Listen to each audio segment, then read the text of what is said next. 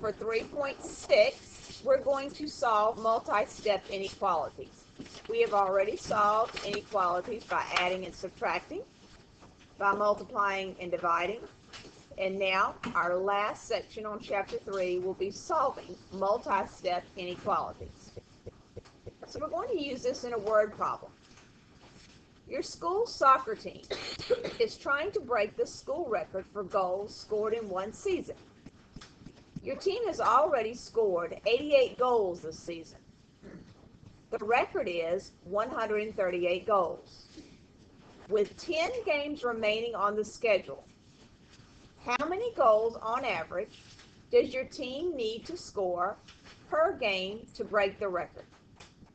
Now in this example, I have already set up the inequality. We have 8 goals, which is the amount that the team has already scored. You have 10 games remaining, and you're wanting your score to beat the record of 138. So you're going to set up the inequality with 88 plus 10 games, however many your G is going to be, your goals. So we're going to solve this inequality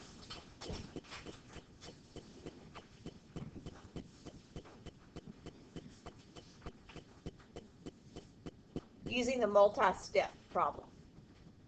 The multi-step solution. So in this problem, we're going to subtract 88 from each side. We have 10G is going to be greater than 50. Again, we're going to divide each side by positive 10. So in games, need to be more than 5 goals per game.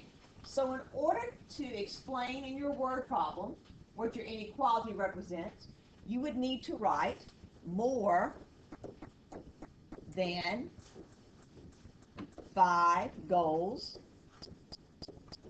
per game. And I'll just, that per game right there would be sufficient.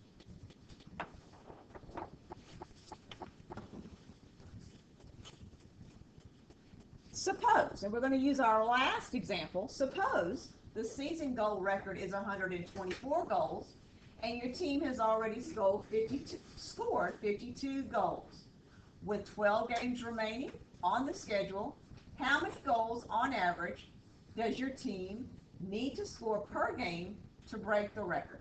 I'm going to pause the video and let you work this one out on your own and come back and check it.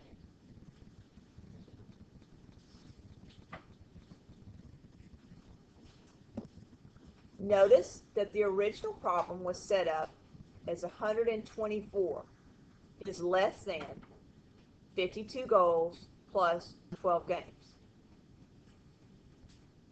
You subtracted 52 from each side and got 72 is less than 12 goals. Then we divided each side by 12. 6 is less than G, which that represents, in order to break the record, you need more than 6 goals per game.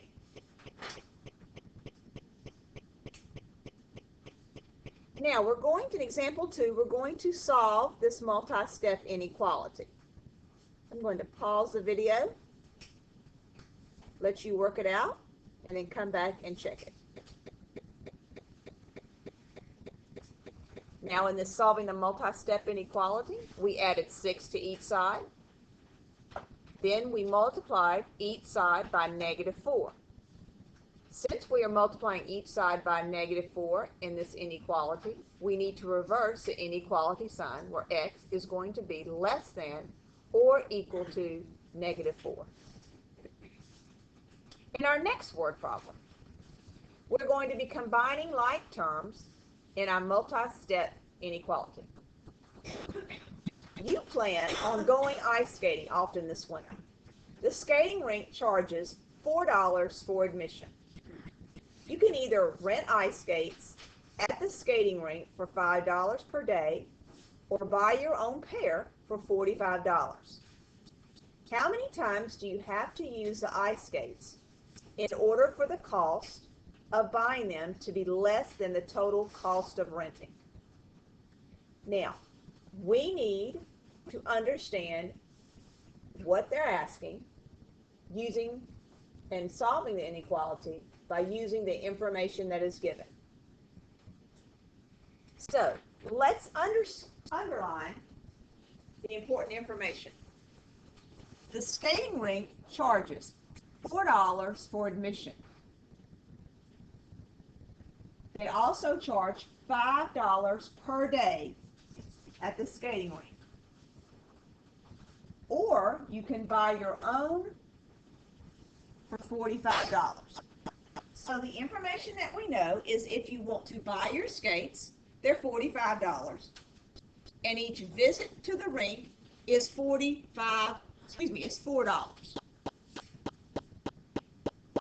If you want to rent the skates, they're $5.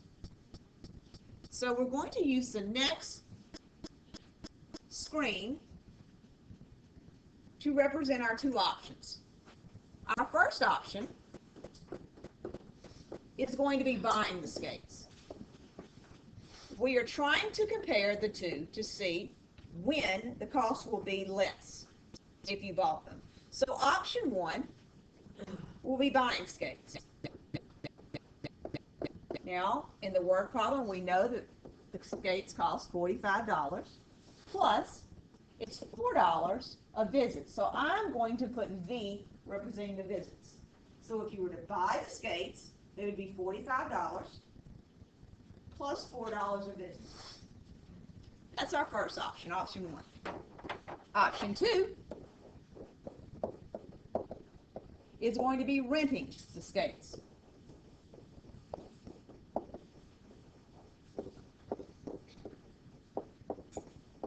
The information for renting is that it was $5 to rent, and again, still $4 a visit. So it's $5 per visit to rent them, to rent the skates, and $4 to enter the skating rink. So we're going to compare 45 plus 4V, writing inequality, comparing it to 5V plus 4V, and that is the same as 9V, because we're wanting to see when the cost would be more efficient if we were to buy them. So let's set them up. $45 plus 4V. When will that be less than 9V?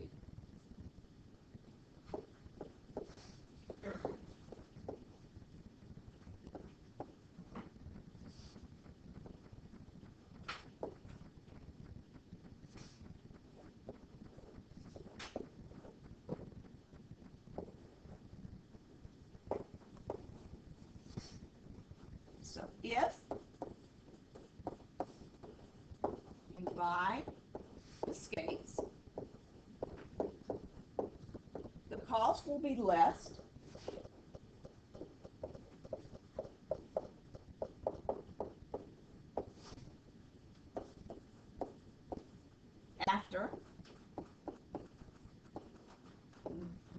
after more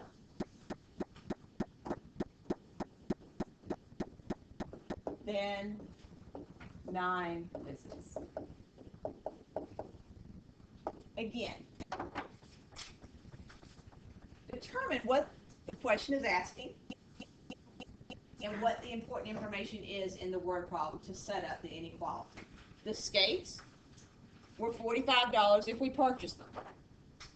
Then you had to pay each time you went for a visit. It was $4 a visit.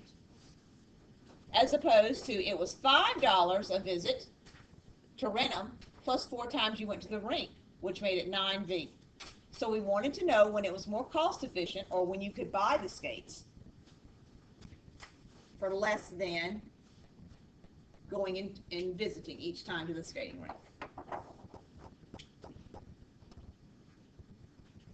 Okay, a city's record rainfall for the month of October is 16 and 8 inches. So far in October this year, 11.2 inches of rain have fallen. Find the average number of rain that must fall each day to break the record if there are 14 days left in the month. Okay, so we know that the record rainfall in October is 16.8. So far, it's already rained 11.2 inches. And you have 14 days left.